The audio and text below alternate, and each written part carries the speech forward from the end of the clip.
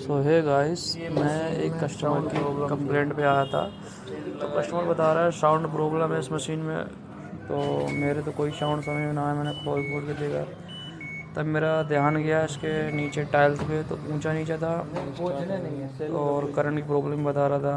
मैंने इसके टाइल पे ध्यान दिया तो लड़के से मैंने स्टैंड मंगवाया और स्टैंड लगा दिया, बैलेंसिंग बना दी। अनबैलेंस थी मशीन, को बैलेंस बना दिया और उसको वैसे की वैसे रख दिया। और उसमें करंट की प्रॉब्लम भी थी। उसमें मैंने खोला पूरा मशीन को, करंट वायर कहीं थोड़े बहुत कटे थे, चून काट दिए, उसको वायरिंग कर दी, अच्छे से फिटिंग कर दी, चला दिया, नीचे स्टैंड भी लगा दिया।